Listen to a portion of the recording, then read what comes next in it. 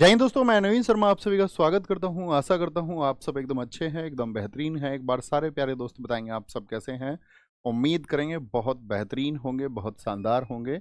और दोस्त, आज की क्लास का हमारा टॉपिक रहेगा शाहजहां। तो जो शाहजहां है, आप सबको पता होना चाहिए कि वह जहांगीर का पुत्र है। और मेरा प्रश्न आपसे रहेगा कि मैंने आपको कल शाहजहां का एक नाम बताया था कि शाहजहां का जो बचपन का नाम था वह क्या नाम था। तो आप सारे साथी इस उत्तर को देकर के बताएंगे कि हाँ, हम बहुत ध्यान से कक्षाओं को पढ़ते हुए आगे चल रहे हैं। तो आंसर आना चाहिए सारे लोगों का। विपिन कुमार जी हरिओम। ITO रतन, आपने पहले ही ITO लिख लिया अपने नाम के आगे। कपिल कुमार, आकाश यादव, भोंचू, अर्पण, काजल सिंह, निकू धामा, खुशबू मेहता, सारे प्यारे साथियों का बहुत सारा वेलकम है। सब लोगों का सही आंसर आया एकदम से, खुर्रम। अच्छा, मुझे बताओ, खुर्रम का वह कौन सा भाई था जिसके पक्ष में नूरजहां थी, और नूरजहां जिसको गद्दी पर देखना चाहती थी, और नूरजहां ने एक गुट बनाया था जिसको नूरजहां गुट कहा गया था। किस भाई को गद्दी पे बिठाना चाहती थी खुर्रम के? तो आप कहेंगे भैया वो था आपका शहरयार, क्योंकि शहरयार से उसकी बेटी लाड़ मलिका की शादी हो चुकी थी, तो वो अपने दामाद को गद्दी पर देखना चाहती थी। आज हम उसी आपका समझने वाले हैं शाहजहां को। अच्छे से लिखना, शाहजहां। शाहजहां कब से कब तक गद्दी पर रहा? जहांगीर की डेथ हुई 1627 में, और 1627 से लेकर के 1658 तक ये आपका गद्दी पर रहा। शाहजहां का जो राइम पीरियड है वो यही है, तीन पीरियड आप कह सकते हैं, या रूल पीरियड इसको कह सकते हैं। अगर हम बात करें शाहजहां का जन्म कब हुआ था, birth of Shahjahan, birth of Shahjahan, तो आप कहेंगे इसका जन्म हुआ था 16 में शासक बना, इसका जन्म हुआ था 1592 में, 1592 में। बचपन का नाम, चाइल्डहुड नेम, बचपन का नाम, इसके बचपन का नाम जो था आपका, यानी कि जो इसका चाइल्डहुड नेम था, चाइल्डहुड नेम, इसका चाइल्डहुड नेम था साथी आपका क्या? खुर्रम, खुर्रम। पिता कौन है इसके बताएंगे शाहजहां के? तो शाहजहां के पिता का नाम है आपका जहांगीर, अर्थात सलीम। फादर जहांगीर। माता, माता कौन है? जहांगीर की पत्नी कौन थी आपका? आप बोलेंगे जगत गोसाई, जिनको जोधाबाई के नाम से भी जाना जाता है, जगत गोसाई। लेकिन ये जोधाबाई कहाँ की थी? क्या ये आमेर की थी? आप कहोगे नहीं। ये जो जोधाबाई हैं, मैंने आपको बताया था, ये थी मारवाड़ के जो शासक थे उदय सिंह, उनकी पुत्री थी, यानी राठौड़ राजकुमारी थी। मारवाड़ की राठौड़ राजकुमारी, इतना भी लिखेंगे तो काफी हो। मारवाड़ की राठौड़ राजकुमारी, इनकी पुत्री थी उदय सिंह जी की। माता जगत गोसाई हो गई। यहाँ पे लिखना पत्नी का नाम क्या है? पत्नी है अर्जुमंद बानो बेगम। किसकी बेटी थी अर्जुमंद बानो बेगम? हमने कल बात की थी, अर्जुमंद बानो बेगम, अर्जुमंद बानो बेगम, अर्जुमंद बानो बेगम। इसी का नाम आगे चल के क्या हुआ? इसी को आगे बोला गया मुमताज महल। और शाहजहां के जितने भी बच्चों को आप सब जानते हैं, उनमें से जो सभी थे, नॉन जितने भी हैं, वो सब मुमताज महल के ही बच्चे हैं। किसके बच्चे हैं? वो सब मुमताज महल के ही बच्चे हैं। कहते हैं मुमताज महल ने 14 बच्चों को जन्म दिया, जिनमें से 7 ही जीवित रहे। कितने बच्चों को जन्म दिया? 14 बच्चों को, 14 बच्चों को। ठीक है। मुमताज महल और आपका कौन होंगे? शाहजहां। इनके कितने बच्चे हुए? 14 बच्चे हुए। और उन 14 बच्चों में से क्या हुआ आपका? 7 ही चाइल्ड इनके ऐसे रहे जो जीवित रह पाए। 7 बच्चे ही जीवित रह पाए, जिनमें 4 पुत्र हैं और 3 पुत्रियां हैं। 7 में से 4 लड़के हैं और 3 लड़कियां हैं। पहले फैमिली ट्री समझ लीजिए सारा। ठीक है, इधर लिख दें क्या, या आगे ही चल लेते हैं? 7 बच्चों में से 4 लड़के हैं और 3 लड़कियां। कौन? सबसे पहले तो आपका याद रख लेना, दारा शिकोह।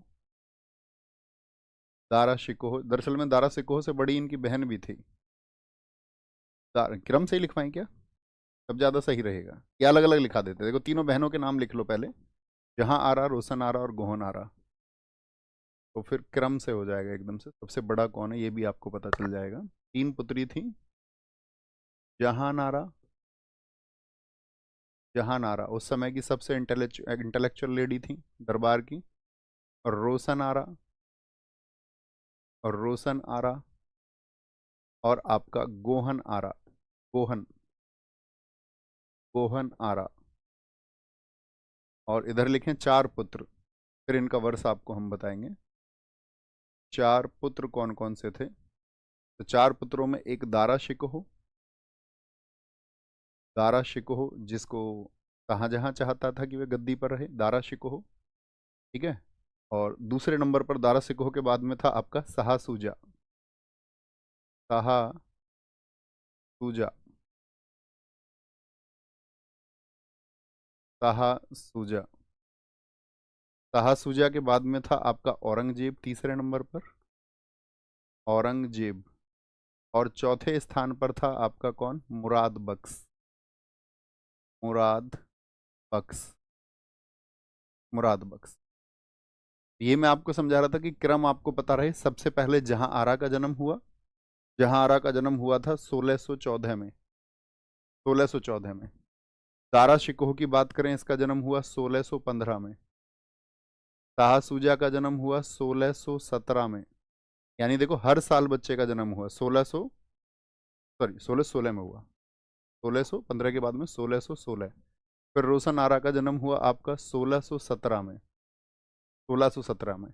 औरंगजेब का जन्म हुआ आपका 1618 में, और मुराद बख्श का जन्म हुआ 1624 में, और गोहन आरा 1631 में।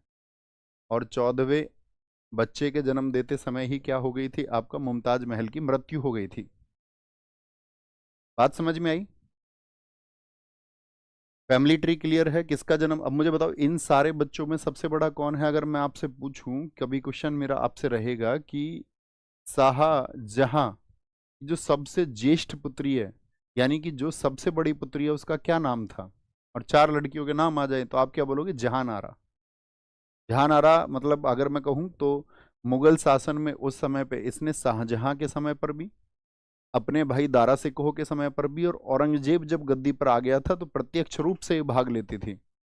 डायरेक्ट इन्वॉल्वमेंट था इसका आपका शासन में। जो आप दिल्ली में जानते होंगे चांदनी चौक, कितने लोग चांदनी चौक को जानते हैं? थम्स अप करें। तो चांदनी चौक जो डिजाइन किया हुआ है, वो जहां आरा ने ही डिजाइन किया हुआ है। उस समय के कहते हैं कि सबसे अच्छे डिसीजंस इसके होते थे दरबार में। तो इसने अपने पिता की सेवा भी की।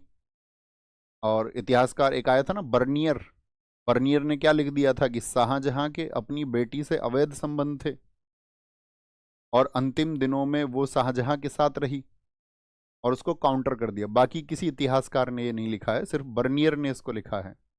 और बर्नियर के लिखने का कारण क्या था कि बर्नियर औरंगजेब के साथ में हो गया था जब औरंगजेब गद्दी को हासिल करने वाला था, और आपका जो जहां आरा थी वो साथ दे रही थी दारा सिकोह का। तो कहते हैं शायद एक राइवलरी में उसने लिखा, एक दुश्मनी के भाव से उसने लिखा। बाकी किसी इतिहासकार ने, सभी इतिहासकारों ने इसका खंडन किया है। तो जहांआरा अपने पिता की सेवा में अंतिम समय तक रही थी। मुसम्मन बुर्ज में भी, जहां पर शाहजहां को आज ही आप जानोगे, उसको औरंगजेब ने कैद कर लिया था, और वहां पर कैद में रहा था वो 8 वर्ष तक। ठीक है, तो फैमिली ट्री भाई साहब क्लियर होगा। अब देखो शाहजहां ने अपने पुत्रों को शासन कैसे दिया था। दारा सिकोह को आगरा के सबसे पास में रखा था, इसको दिया पंजाब, पंजाब की सूबेदारी। कहां पर अपॉइंट था ये? पंजाब में। शाह सूजा को उसने भेजा पूर्व में, अर्थात बंगाल में। पूछा जाता है, बहुत अच्छा क्वेश्चन बनता है। और औरंगजेब कहां पर था आपका? साउथ में। 2 बार उसको दक्षिण की सूबेदारी मिलेगी, तो आज ही बता देंगे हम आपको। और मुराद बख्श की बात करें तो मुराद बख्श कहां पर था आपका? ये गुजरात में। तो एक डायरेक्शन वाइज अपनी कॉपी पर एक बार बनाइए नोटबुक पर, उससे आपको इमेज पता रहेगी। तो इधर कौन है उत्तर की तरफ? तो उत्तर की तरफ है दारा। और इधर कौन है आपका? आपका यानी गुजरात की तरफ कौन है? तो मुराद है, मुराद। और दक्षिण में कौन है आपका? औरंगजेब। इसकी जरूरत पड़ेगी जब उत्तराधिकार का युद्ध समझाएंगे, तो आपको फिर क्रिस्टल क्लियर हो जाएगा एकदम से।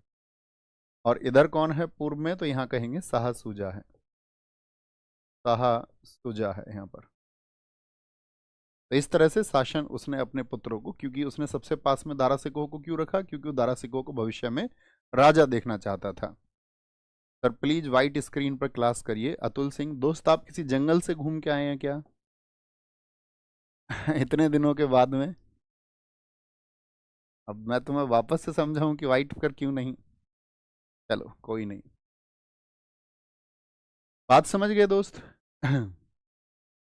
यहाँ पर ठीक है, बात इतनी बात समझ में आई। अब आगे चलते हैं, अब समझेंगे हम यहाँ पर। तो देखो शाहजहां जहांगीर, आप जानते हैं जहांगीर तो कैसा व्यक्ति था।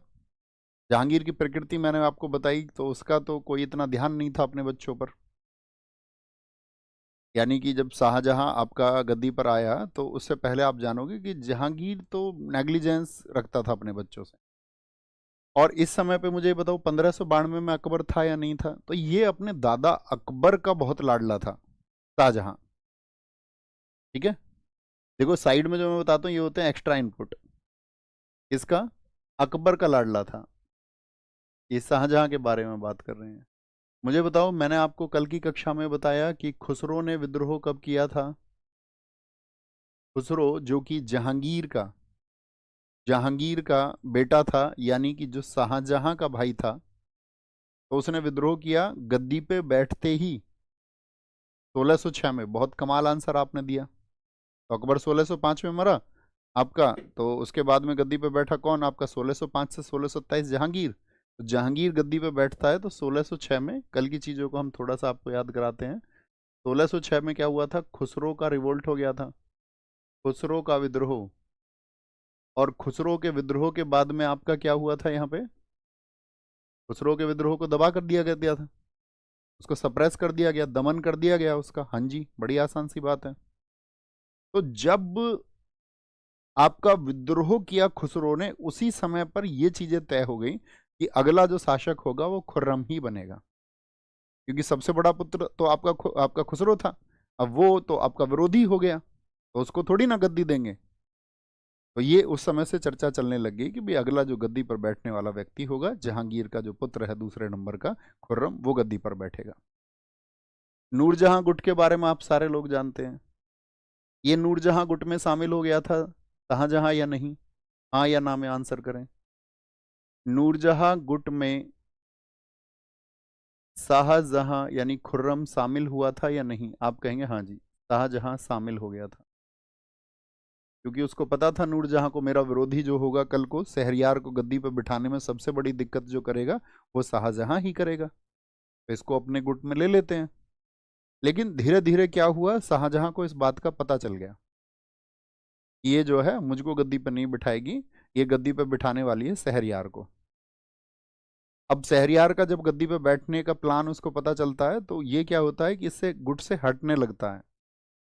अब गुट से हटने का प्रभाव क्या है कि उसको भी पता चल जाता है नूरजहां को कि भाई ये जो है अब रुचि नहीं ले रहा है इस गुट में। तो उस समय पर उसने क्या किया, जाकर के नूरजहां बात करती है अपने पति से, अपने पति से कहती है कि ये तो जो है ना खुर्रम की तरह ये भी विद्रोह करेगा, सॉरी खुसरो की तरह, खुसरो की तरह ये खुर्रम भी विद्रोह करेगा।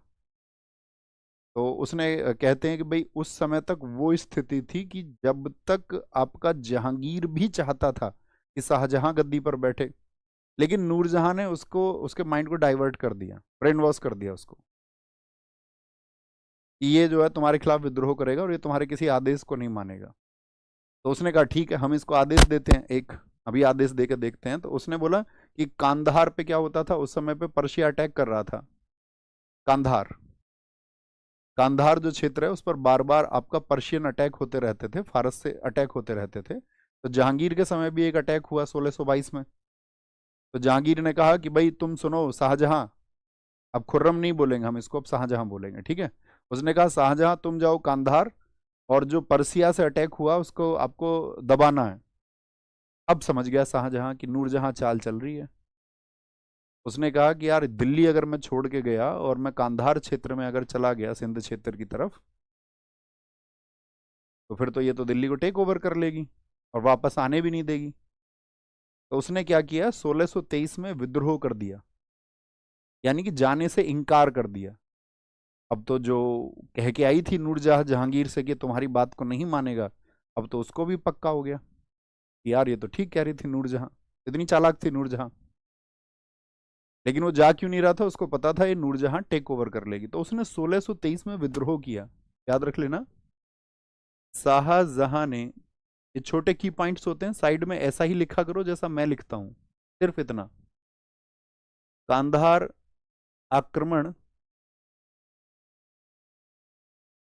1622 हुआ था। शाहजहां ने 1623 में विद्रोह किया, विद्रोह, रिवोल्ट कर दिया इसने। शाहजहां रिवोल्टेड इन 1623। अब जब इसने विद्रोह कर दिया तो ये विद्रोह इसका दबा दिया गया, विद्रोह इसका सफल नहीं हुआ। अब विद्रोह इसका सफल नहीं होता तो ये पूरे कहते हैं कि पूरे देश में भागा भागा फिरता है शाहजहां उस समय पर। तो मैं आपसे पूछना चाहूंगा कि 1626 में जहांगीर के खिलाफ एक विद्रोह और हमने आपको बताया था, उसका नाम लिख दीजिए जरा। 1626 में किसने विद्रोह किया था? तो आप कहेंगे भैया उस समय पे एक योग्य सेनापति होता था जहांगीर का, उसका नाम था महावत खान। महावत खान को बड़ी तरस आता था कि यार ये क्या नूरजहां के चक्कर में जहांगीर अपने आप को बर्बाद कर रहा है, समझ ही नहीं रहा इसकी चालों को। उसने विद्रोह कर दिया था जिसने जहांगीर को कैद में भी कर लिया, लेकिन वो बेचारा था तो एक कमांडर ही, उसके पास में बहुत लंबी कोई स्ट्रेटजी नहीं थी दूर तक की, तो कैद करके बैठ गया। इससे आगे की कुछ प्लानिंग ही नहीं थी उसको। बाद में नूरजहां वगैरह सबको कैद कर लिया था उसने। बाद में नूरजहां ने उससे ये कहा कि आपका जो जहांगीर हैं कैद में, तो उनको अपनी सेना का निरीक्षण करने दो। और सेना का निरीक्षण करने के साथ में उसने महाबत खान से ये भी कह दिया था कि भाई तुम अपनी सेना को जो है वो थोड़ा दूर रखना, 10 किलोमीटर दूर। इतने में ही घेराबंदी की और महाबत खान पर वापस अटैक कर दिया। अब महाबत खान पर जब अटैक हुआ तो महाबत खान किससे जाकर के मिल गया था? शाहजहां से। तो 1626 तक तो इसका विद्रोह का कोई फायदा हुआ ही नहीं, इसका विद्रोह दबाया जाता रहा। 1626 में इसको हेल्प मिली महावत खान से। एक इसके पक्ष में कौन आया, अभी हम लिखवाएंगे भी इन चीजों को। और एक दूसरा इसका ससुर कौन है शाहजहां का? तो शुरुआती दिनों में तो वो अपनी बहन के साथ में था नूरजहां के। नूरजहां के भाई का नाम लिखिए, आसफ खान। सोचिए आसफ खान। आसफ खान भी फिर अपना दामाद के लिए लड़ा। तो आसफ खान और महावत खान का जैसे ही उसे साथ मिल गया तो उसने कहा कि भाई अब तो बात बन जाएगी। तो 1627 में तो जहांगीर की मौत हो ही गई, अब सबको पता होगा। जहांगीर की मौत कब हुई थी? जहांगीर की मौत ये हुई 1627 में।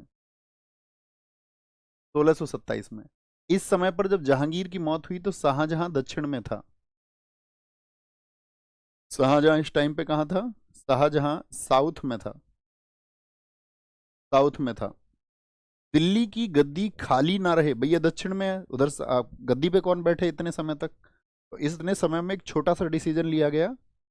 जो खुसरो है बड़ा पुत्र, उस खुसरो का लड़का था एक दावर बख्श। तो दावर बख्श को अल्प समय के लिए सुल्तान बना दिया गया ताकि दिल्ली की गद्दी खाली ना रहे। और उधर से शाहजहां ने कहा कि दक्षिण से हम आ रहे हैं। लेकिन उसने एक आदेश दिया दोनों लोगों को। कौन दोनों लोग? आसफ खां और महावत खान की, मैं इतने आगरा पहुंचूं, इस गद्दी के लिए जितने भी उत्तराधिकारी जीवित हैं सभी का कत्ल कर दिया जाए। और ऐसा ही हुआ। जब तक वो आगरा पहुंचा तो जितने भी संभावित उत्तराधिकारी थे जो दिल्ली की गद्दी पर अपना दावा कर सकते थे उन सबका कत्ल कर दिया गया। तो शाहजहां ने जो अपना शासन पाया है वह तलवार के दम पर पाया, यस और नो? आप कहेंगे हाँ जी। तो यही तो शाहजहां के बेटे औरंगजेब ने किया। जिस प्रकार से उसके बाप ने अपने भाइयों, उनके भतीजों सबका कत्ल करवाया, वही औरंगजेब ने रिपीट किया। वह उसने अपने पिता से सीखा। एक कहते हैं ना बच्चे की परवरिश में आपका जो पिछली पीढ़ियों का ज्ञान है वह उसमें पर स्फुटित होता है, यानी उसके अंदर से वो निखर के आता है। तो वही करेगा वो भी। तो शाहजहां आ गया कहां पर आपका, दिल्ली में। तो यहां पर नोट करना राज्याभिषेक इसका, कहां पर आ गए हम, यहां पर लिखना।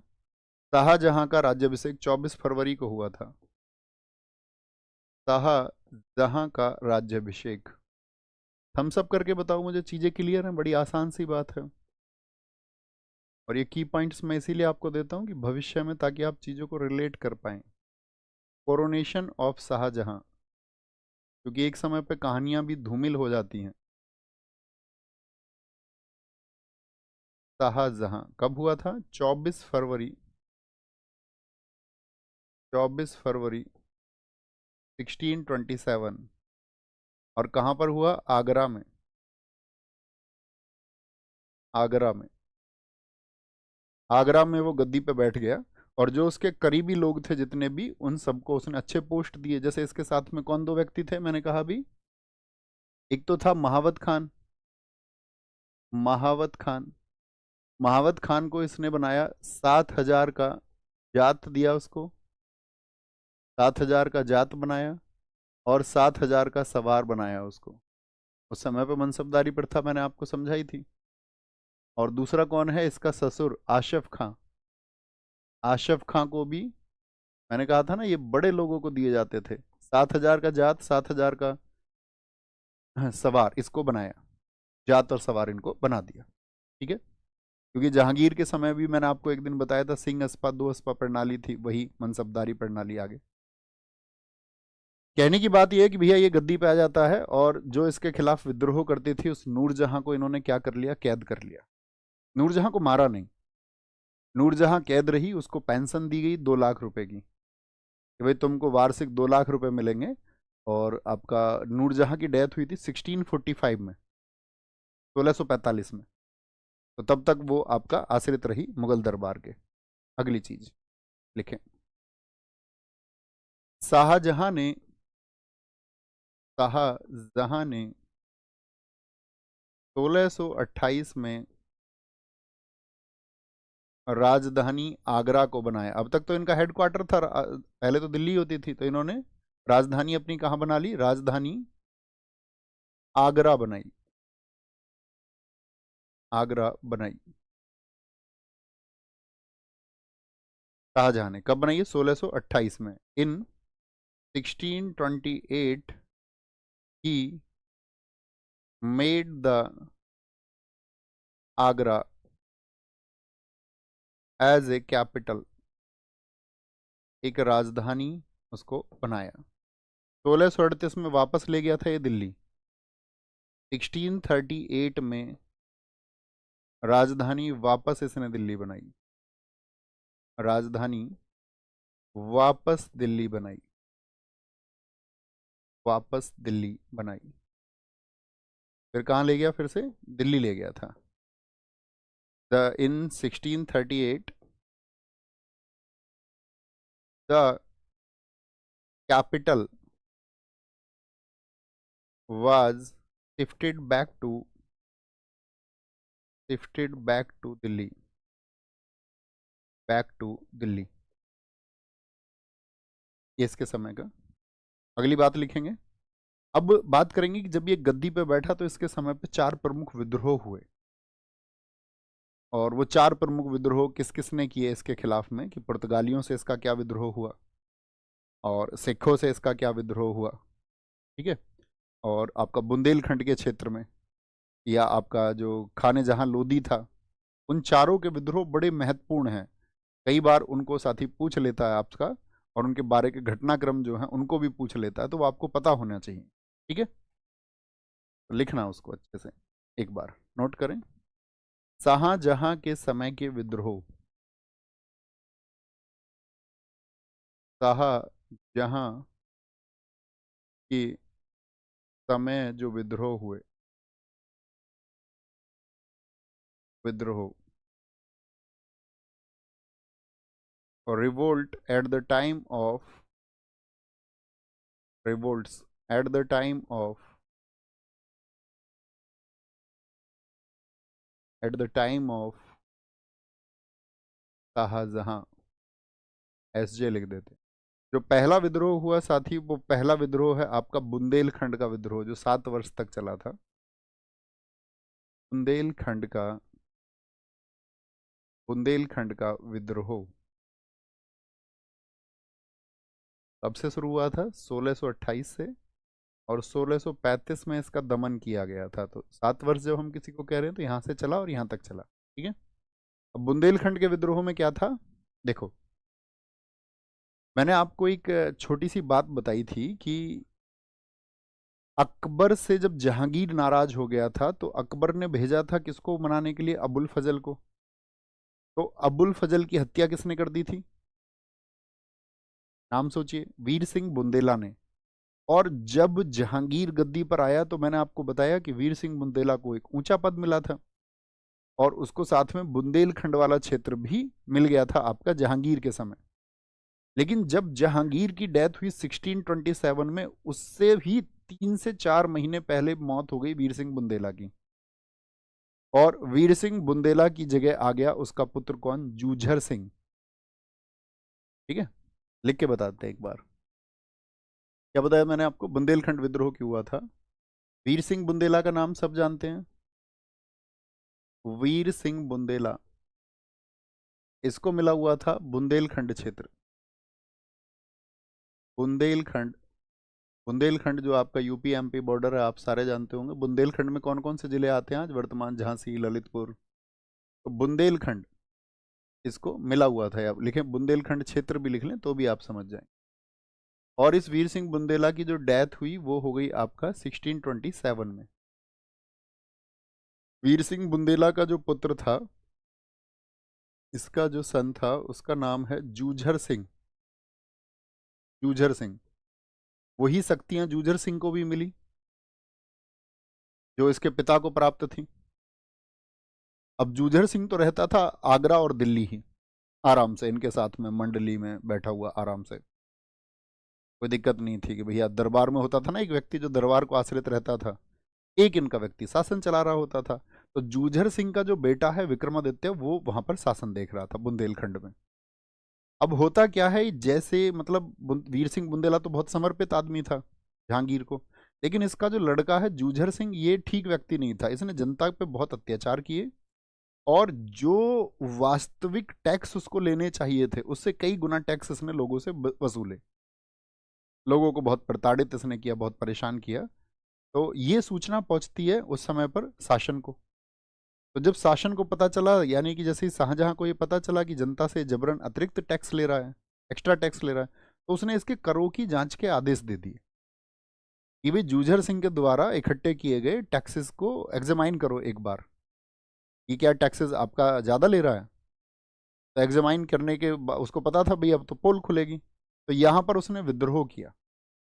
तो ये जो विद्रोह है ये आपका फिर इसको दबाया गया, और जूझर सिंह की तो जो है ये समझिए आप, जूझर सिंह तो भाग गया दरबार से, उसको पता था खुलासा होगा, लड़का भी पकड़ा जाएगा, लेकिन दोनों को ढूंढ के पकड़ा गया।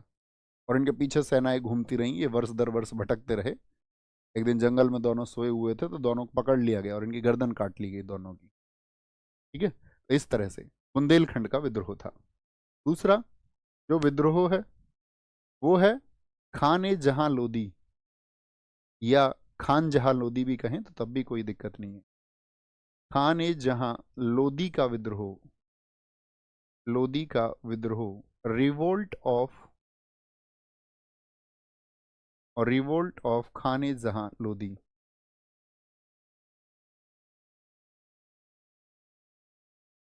खान ए जहां, खान ए जहां लोदी।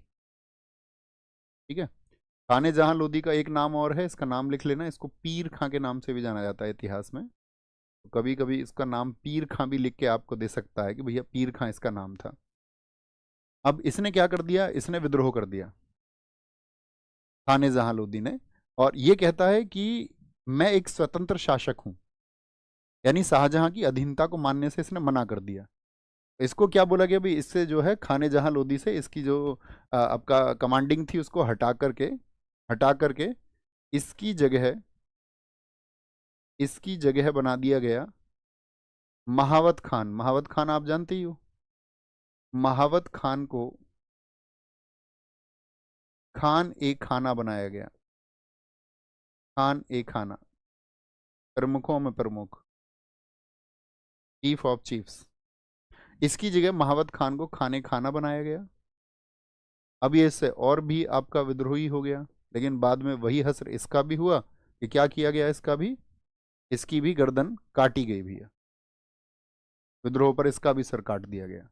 तो जो इसके पास्ट होती थी, आपके पास खाने जहां, उस पोस्ट को इससे ले लिया गया, जो कि बहुत मजबूत पद था, तो इसी वजह से इसने भी विद्रोह किया।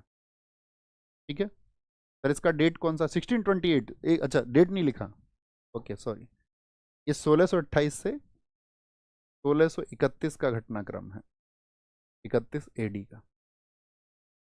इसका इससे पद छिना था, उन्होंने क्षेत्र में विद्रोह किया। तीसरा विद्रोह है उसका पुर्तगाली विद्रोह। पुर्तगाली विद्रोह ये भी आपका 1631 के विद्रोह हैं, और ये लंबे समय तक चले थे थोड़ा। दरअसल में देखो, पुर्तगाली भारत में आ चुके थे इस समय तक, आपको पता है। थम्सअप करना इस बात पर कि क्या पुर्तगाली परमिशन भी ले चुके थे आपका जहांगीर से अपने चर्चेज वगैरह बनाने की। आप कहेंगे हाँ जी, जैसे मैंने कहा था एक घटनाक्रम पर, जब 1610 में जहांगीर के जहाज पकड़ लिए पुर्तगालियों ने, शाही जहाज जो रॉयल शिप्स थी, तो उसने सारे क्या किया था, सारे बंदी बनाया था उसने पुर्तगालियों को। बोला तुम पोर्टुगीज, इतनी तुम्हारी हिम्मत, तो उन सबको बंदी बना लिया था उसने। हाँ कि ना, आप कहें हाँ जी, यही है। तो इसके समय तक तो आते आते उनके चर्च, फिर उन्होंने माफी मांग ली थी जहांगीर से। जहांगीर ने कहा ठीक है बेटा, कोई बात नहीं, करो काम आराम से, कोई दिक्कत नहीं है, तो उसने माफ कर दिया। तो इस समय पे फिर वापस से वही हरकत की पुर्तगालियों ने। पुर्तगालियों ने इस समय पर क्या किया, मैंने कहा कि आपसे इन्होंने, ये वो समय था शाहजहां का जब पुर्तगालियों ने ईसाइयत को जबरन लोगों पर थोपना शुरू कर दिया था, गरीब लोगों को बहकाना, और जबरदस्त तरीके से वो लोगों को ईसाई बना रहे थे। ईसाई कन्वर्जन कर रहे थे। कन्वर्जन समझते हो, हिंदुस्तान में कैसा हुआ, ऐसा ही तो हुआ। ईसाई कह रहे कि हम तुम्हारी गरीबी मिटा देंगे। अमेरिका में क्या गरीब नहीं है, या यूरोप के देशों में क्या गरीब नहीं है? आप क्या समझते हो, आपको लगता है कि यूरोप के देशों में सभी अमीर हैं? ऐसा मत समझ लेना। अगर आप सोचे कि कोई विकसित देश भी है तो वहां पर कोई गरीब नहीं, विकसित देशों में भी गरीब हैं। एक कारण तो ये रहा, तो ये तो हो गया धार्मिक कारण कि बहुत सारे लोगों को ईसाई बनाया जा रहा था, और सब लोगों ने शाहजहां से अपील की। दूसरा कारण क्या था, अराकान, जो एक पड़ोसी शत्रु था भारत का उस समय पे, या बोले दिल्ली की गद्दी का शत्रु होता था, तो ये अराकान देश के साथ में अपना जो रिलेशन है उसको बिल्ड कर रहे थे, अराकान देश से। और ये भी एक आपका राजनीतिक कारण हुआ। तो धार्मिक और राजनीतिक कारण मिल गए उसको, यानी कि रिलीजियस एंड पॉलिटिकल कॉज उसको जब मिल जाते हैं, तो वो ईसाइयों के खिलाफ कार्यवाही करवाता है शाहजहां। और इसने इतनी जबरदस्त कार्रवाई उस समय पुर्तगालियों के खिलाफ करवाई कि जितने भी लोग ईसाई धर्म में उस समय पर आपका कन्वर्ट किए गए थे, उन सबको इसने मुसलमान बना दिया। उन सबको बना दिया इसने मुस्लिम, हिंदू से ईसाई और ईसाई से मुसलमान। कन्वर्जन तो इसने भी कराया फिर वहां पर। और साथ में जितनी भी पुर्तगाली महिलाएं थी, उन सबको कैद करके इसने बहुत सारी महिलाओं को अपने हरम में भेज दिया, जितनी भी सुंदर महिलाएं थीं। और हजारों की संख्या में उस समय पर कहते हैं कि ईसाइयों का कत्लेआम इसने किया। क्या तो भाई तुम सीधे सीधे मुसलमान बनो, है ना, अभी तुमको बनना होगा। और बाकी स्त्रियों का अपहरण उसने करवा लिया शाहजहां ने। ओके, तो ये पुर्तगाली विद्रोह हुआ इसके समय पर आपका। चौथा विद्रोह इसके समय पे कहा जाता है सिख विद्रोह। सिख विद्रोह, क्योंकि शाहजहां को साथ ही शिकार का बहुत शौक था। अमृतसर जाता था ये शिकार खेलने। एक बार शिकार के लिए गया हुआ था अमृतसर। अब इसका जो बाज है, अच्छा मुझे बताओ सिखों के छठे गुरु कौन थे, पहले ये जानना जरूरी है आप लोगों को। तो आप कहेंगे भैया छठे गुरु थे आपका सिक्स्थ गुरु। सिखों के जो छठे गुरु थे उनका नाम है आपका हरगोविंद जी। हरगोविंद जी, हरगोविंद सिंह। तीन घटनाएं हुई इनके समय पर। पहली घटना तो इसका बाज उड़ के चला गया आपका किनके, हरगोविंद जी के खेमे में। अब इसने उनसे कहा कि भैया हमारा बाज वापस करो। तो उन्होंने कहा बाज तो नहीं देंगे, बाज तो हम नहीं लौटाएंगे। जैसे पहले नहीं होता था, आपने कभी एक गेम खेला हो, पाई पाई चीज दे दे पैसा ले ले अपनी चीज, खेला है तुमने ये गेम कभी या नहीं? जैसे किसी की चीज हमें मिल जाती थी तो वो मांगता था कि भैया ये तो चीज मेरी है, तो हम कहते पैसा दे दे पहले इसके। तो उन्होंने कह दिया बाज तो हमारे पास आ गया, ये तो नहीं देंगे तुमको।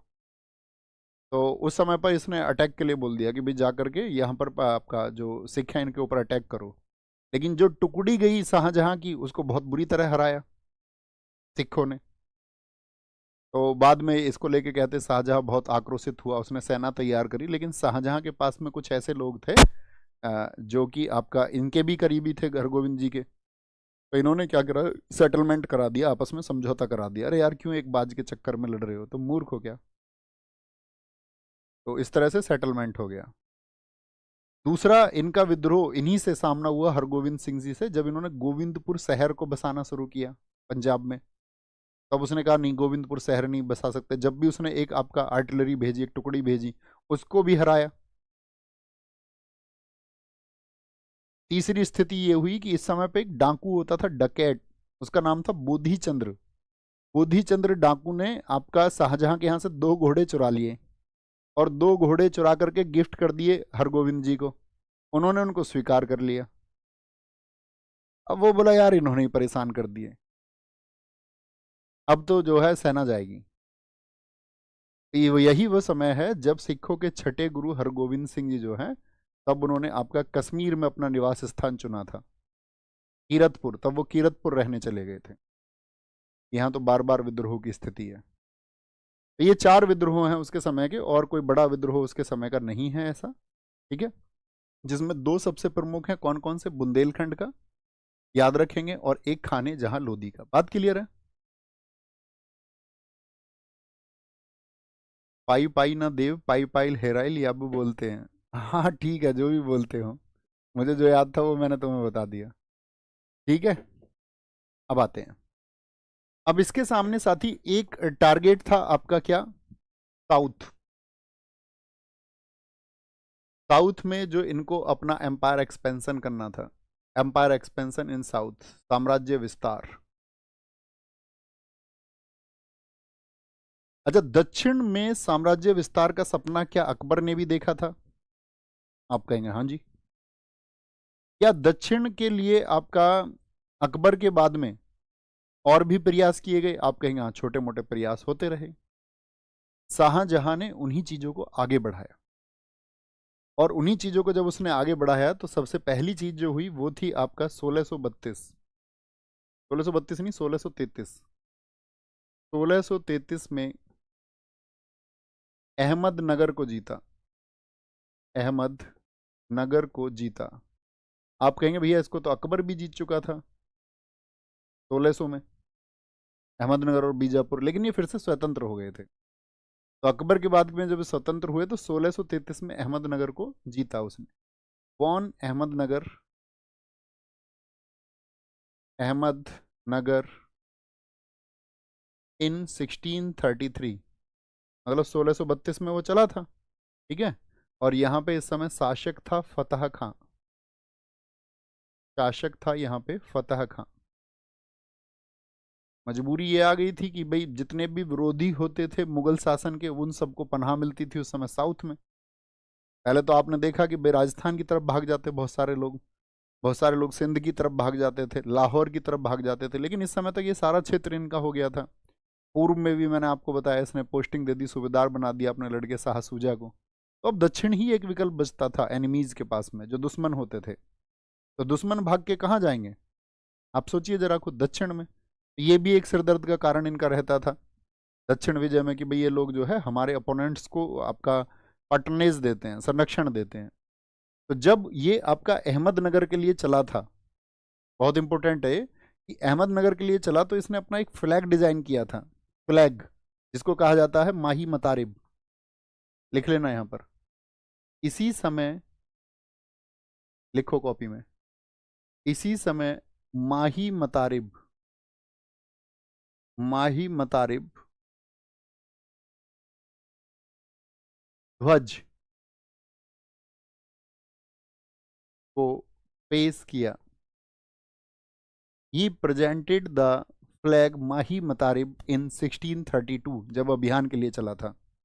अभी माही मतारिब क्या होता है? तो ये फ्लैग होता था कि जो भी इसको हेल्प करेंगे शासक को, तो उनकी मतलब दिल्ली के शासन की तरफ से उनको, या आगरा के शासन की तरफ से उनको ये अवार्ड होगा, सम्मान होगा। जैसे आज भी प्रशस्ति चिन्ह दिया जाता है, प्रशस्ति नहीं देते आज, आपने देखा होगा, honorary award goes to this this company that company, award तो दिए जाते हैं। होते सब अवार्ड आपका फिक्स ही है। हिंदुस्तान में पैसा दे करके आप बहुत सारे अवार्ड पा सकते हो, मतलब कुछ अवार्ड्स को छोड़ के, है ना। कुछ अवार्ड्स का मतलब जो थोड़ा रेपुटेड अवार्ड्स हैं, जैसे पैसे से आप भारत रत्न नहीं पा सकते, पद्म विभूषण, वो सारे जितने भी आपका गैलेंट्री अवार्ड्स हैं, जितने भी सिविलियन अवार्ड्स हैं, उनको नहीं। लेकिन ये जैसे होते हैं छोटे award, best activity award, best icon award, इस तरह के, तो उसने ऐसे बनाया आपका माही माही मतारिब को ध्वज के लिए उसको पेश किया, ठीक है। तो जो भी इसकी हेल्प करेगा उसको ये फ्लैग दिया जाएगा। बात क्लियर है। अगली चीज क्या है 1633 के बाद में? 1636 में गोलकुंडा को जीता। 1636 में गोलकुंडा को जीता, गोलकुंडा को जीता।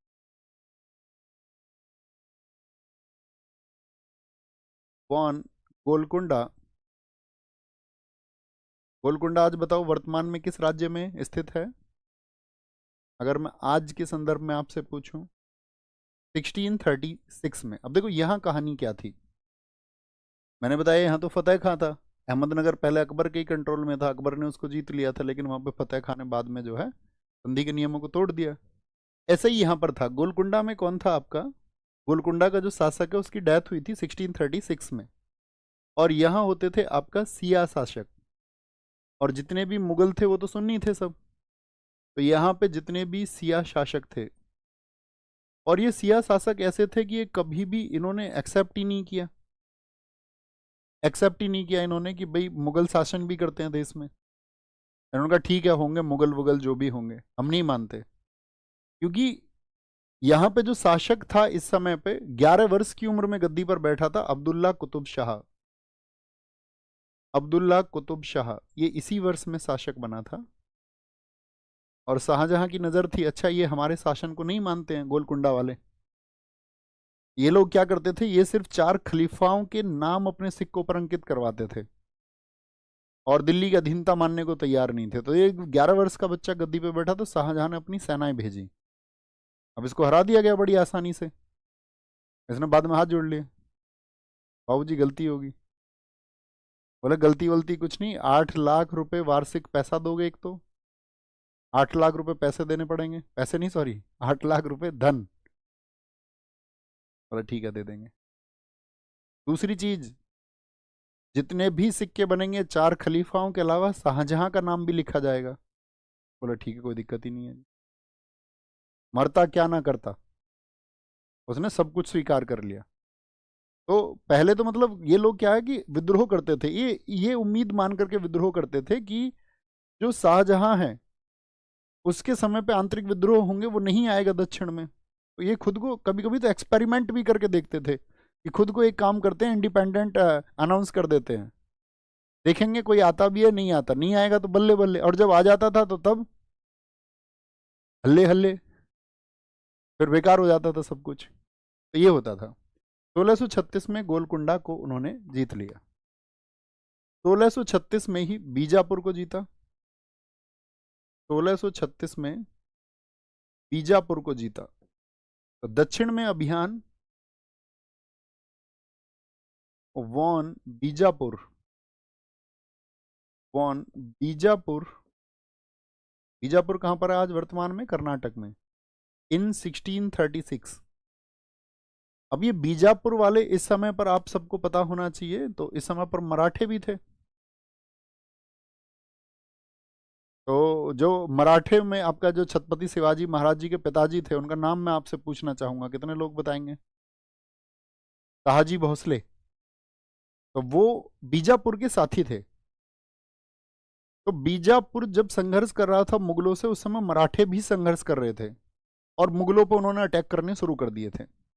लेकिन जैसे ही मुगलों की संधि हुई बीजापुर से, तो वहां पर फिर मराठों ने भी संधि कर ली मुगलों से, कि भाई बीजापुर के सपोर्ट में वो लड़ रहे थे, बीजापुर ही सरेंडर कर चुका है, तो फिर उन्होंने भी वहां पर क्या कर लिया, एक ट्रिटी को साइन कर लिया, संधि को साइन कर लिया। ठीक है, कोई दिक्कत? बीजापुर को यहां पे जीता। अब देखो कहानी समझो, ये 1636 का वो ईयर है जब औरंगजेब को कमांडिंग मिली साउथ में, औरंगजेब को। तो यहां किनारे पे लिखना, कल मैं आपसे क्वेश्चन पूछूंगा जब औरंगजेब बताऊंगा। औरंगजेब दक्षिण का सूबेदार बना,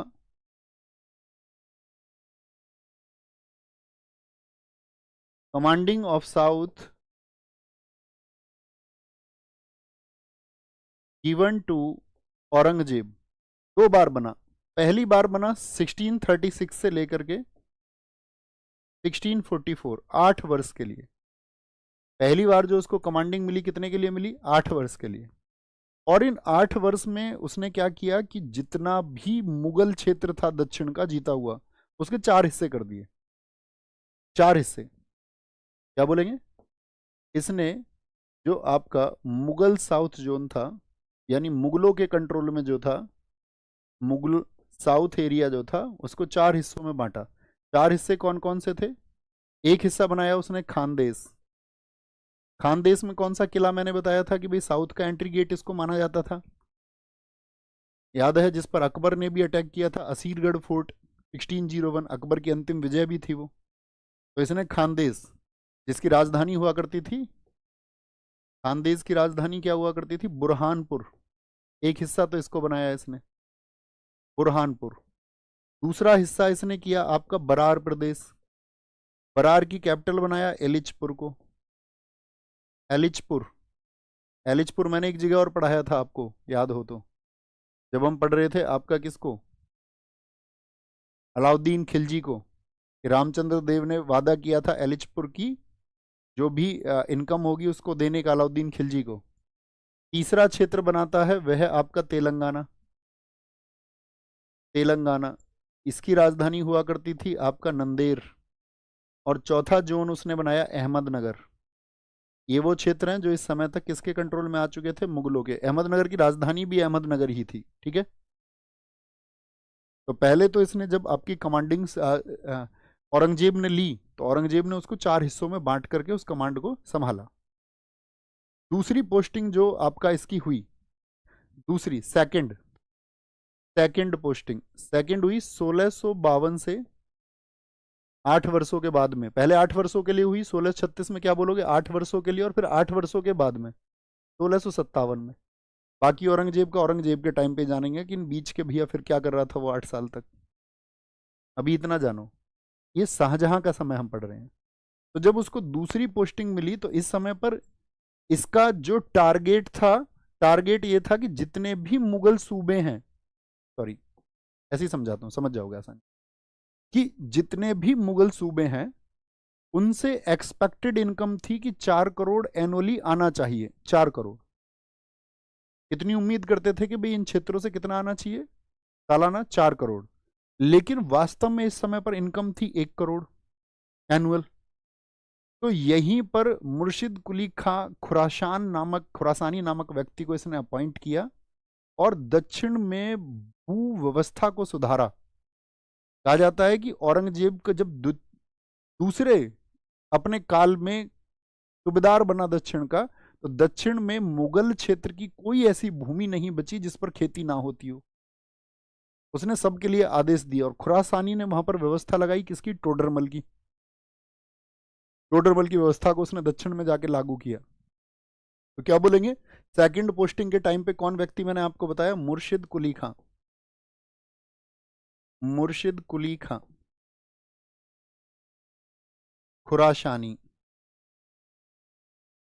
मुर्शिद कुली खां खुरासानी।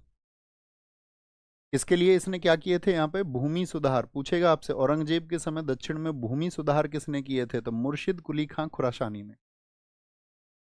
तो यानी कि दक्षिण में अब आपने देखा उसने क्षेत्र को टेक ओवर भी कर रहा है, शाहजहां का लड़का, और वहां की भूव्यवस्था को भी संभालने का काम कर रहा है।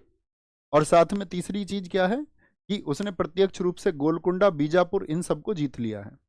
यहां पे लिखना 1656 में पुनः गोलकुंडा पर आक्रमण किया गया। क्यों भैया? गोलकुंडा पर पुनः का मतलब फिर से आक्रमण किया। ठीक है। Attack on Golconda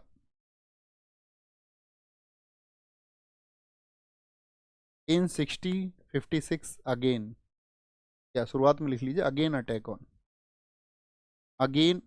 on Golconda. क्यों, ऐसा क्या था? यहां बड़ी प्रमुख बातें हैं, देखो ध्यान से समझना। इनके अधीन आ चुका था गोलकुंडा, अभी तक आप सब लोगों को पता है। हाँ जी भैया, बड़ी आसान सी बात है। तो यहां पर क्या हुआ कि 1636 में संधि तय हो चुकी थी, 1636 में। यहां पर गोलकुंडा ने उन संधियों का पालन नहीं किया, सीधी सी बात है, दोबारा अटैक इसीलिए करना पड़ा। या ये कहिए कि दोबारा अटैक का बहाना बना दिया गया कि आप ट्रीटी की जो कंडीशंस है उनको फॉलो नहीं कर रहे हो। उसका कारण क्या था, बहाना क्यों बनाया गया? तो बहाना यह बनाया गया, इस समय पर एक फारसी व्यापारी हुआ करता था, मीर जुमला। दक्षिण में औरंगजेब को अगर मजबूती दी तो किसने? मीर जुमला ने दी। तो मीर जुमला एक व्यापारी था जो जाकर के गोलकुंडा में व्यापार करता था। मतलब अगर मैं आपसे बात करूं तो वो 1656 से 25 वर्ष पहले, यानी हम कह सकते हैं आपका कितने साल हो गए, तो 1625 के आसपास में आया, इतना आइडिया आप लगा लीजिए। या आप कहें कि 1621 हम बोल देंगे तो कोई दिक्कत ही नहीं है, परफेक्ट बोलेंगे तो वो फारस से यहाँ पर व्यापार करने आया था, मीर जुमला। मीर जुमला कौन है? यहाँ पर व्यापारी था, मीर जुमला व्यापारी। अब मीर जुमला तो व्यापारी था ही, इतनी बात में कोई दिक्कत ही नहीं है, आपने ये समझ गए। इसने अपनी ताकत बढ़ाई। ताकत कैसे बढ़ाई? मीर जुमला के बारे में कहा जाता है कि उस समय मीर जुमला के पास में लगभग 2 मन हीरे थे। 2 मन हीरे, 2 मन हीरे समझ रहे हैं? जब वो व्यापार करने आया तो इतने हीरे का व्यापार करने आया था, फारसी व्यापारी था। और कहते हैं यहां पर रहते रहते उसके पास में आपका 80 मन हीरे हो गए। 1 मन होता है 40 किलो, इतने हीरे हो गए। उसने अपनी सेनाएं इकट्ठी कर ली। 5,000 उसके पास घुड़सवार थे, 20,000 की पैदल सेना थी एक व्यापारी के पास में। बिजनेसमैन है कि भैया राजा है, क्योंकि बिजनेसमैन राजा बनने का सपना देख सकता है, उसने देख लिया सपना। तो बीजापुर का जो पड़ोसी था उस समय पे, कर्नाटक एक प्रदेश अलग हुआ करता था, कर्नाटक पे उसने अटैक कर दिया, वहां के राजा को भी हरा दिया। तो गड़बड़ किसके लिए पैदा हो गई? अब्दुल्ला कुतुब शाह 11 वर्ष का गद्दी पर बैठा था। 20 वर्ष बाद तो ये कितना हो चुका था आपका? 31 वर्ष का। अब इसको समझ गया, मीर जुमला तुझसे अब गद्दी छीन लेगा। तो मीर जुमला ने सीधे सीधे हेल्प मांगी शाहजहां से, भाई साहब हम तो तुमको पैसा देते थे ट्रीटी का, ये मीर जुमला हमको पैसा नहीं देने दे रहा है तुमको, और यहां पर ये पावरफुल बन रहा है। तो मीर जुमला के खिलाफ ये अभियान किया गया। हम सब करें, बात समझ में आई? आसान सी बात है। मीर जुमला जो व्यापारी था, इसके खिलाफ ये अभियान हुआ। ठीक है। और कुतुब शाह ने किससे हेल्प मांगी होगी? सीधी सी बात है, आप कॉमन एक रिलेशन लगा सकते हो, शाहजहां से। लेकिन इसने फिर क्या किया? भाई साहब गलती हो गई, मुगल आधिपत्य इसने स्वीकार कर लिया।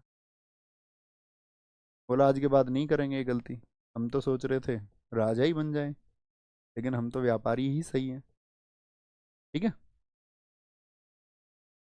ऐसे ही जस्ट 20 वर्ष के बाद में जब उन्होंने देखा गोलकुंडा ने विद्रोह कर दिया है, तो बीजापुर की संधि भी किस वर्ष की है? 1636 की। सेम ईयर में तो हुआ था, दोनों को जीता था। तो 20 वर्ष ही यहां बाद विद्रोह हुआ, और 20 वर्ष बाद ही विद्रोह हुआ आपका बीजापुर में। तो यहां पे लिखना 1656 में पुनः फिर से पुनः बीजापुर पर आक्रमण। तो ये दोनों 20-20 वर्ष बाद हुए, परफेक्ट। इसके समय पर अभी शासक कौन है भैया? शाहजहां है। Again attack on Bijapur, again attack on Bijapur, Bijapur Karnataka, in 1656। क्योंकि दरअसल में देखो क्या था यहाँ पे, अब तक 1636 में जो संधि साइन की थी वो की थी अली आदिल शाह ने। जो यहाँ पे शासक होता था बीजापुर में, कौन शासक थे? आदिल शाही यहाँ पर चलती थी। और 1656 में अली आदिल शाह की डेथ हो गई, अली आदिल शाह की डेथ, अली आदिल शाह की डेथ हो जाती है। और जब अली आदिल शाह की डेथ हो गई तो इसकी जगह आ गई इसकी बेगम, उसका नाम था बेगम बड़ी साहिबा। बोले भैया प्यार से ही तो बोलते होंगे, बेगम बड़ी साहिबा। नहीं भैया, इसका नाम है बेगम बड़ी साहिबा। तो बेगम बड़ी साहिबा जब गद्दी पर आई तो इसने एक बच्चे को अली आदिल शाह की जगह क्या बनाया? शासक बनाया, और संरक्षिका खुद बन गई और शासन अपने हाथ में ले लिया। लेकिन शाहजहां को पता चलता है जिस बच्चे को ये क्लेम कर रही है कि अली आदिल शाह का बच्चा है, वो बच्चा है ही नहीं, अली आदिल शाह के कोई बच्चा ही नहीं है। तो इनको इस समय पे एक राइट टाइम दिखा कि भाई क्यों ना इसको टेक ओवर कर लिया जाए, इस बड़ी साहिबा के यानी कि इस बीजापुर को पूरी तरह से नियंत्रित कर लिया जाए। बहुत अच्छा क्वेश्चन बनता है, बहुत शानदार। तो अली आदिल शाह की डेथ के बाद में तो किसी अन्य पुत्र को, क्या मैंने बोला, किसी अन्य पुत्र को गद्दी पे इसने बिठा दिया, वो आपको याद रहेगा। तो यहाँ पर फिर आपका 1656 में क्या हुआ? अटैक हुआ। अटैक के बाद में यहाँ पर जो बीदर का किला था उसको मुगलों ने घेर लिया। तो पूछेगा मुगलों ने बीदर का किला या शाहजहां के समय पे बीदर का किला या कल्याणी का किला कब जीते गए थे? कल्याणी का किला तो ये 1656 में ही जीता किला, मुगलों ने जीते, मुगलों ने जीते। अब कमांडर कौन है यहाँ पर? कमांडर तो वही था, औरंगजेब। ठीक है, अब औरंगजेब को किसकी हेल्प मिल रही थी इस टाइम पर? मीर जुमला। अब तो उसकी सेना के साथ में मैंने कहा ना 25-30 हजार की सेना मीर जुमला के पास में भी थी। 5,000 तो घुड़सवार ही थे, उसके पास 20,000 सैनिक थे, तो 25,000 लोगों को लड़ा दिया उसने। अब 25,000 की सपोर्ट मिलेगी सेना की तो मजबूत तो हो ही जाएगा। तो मीर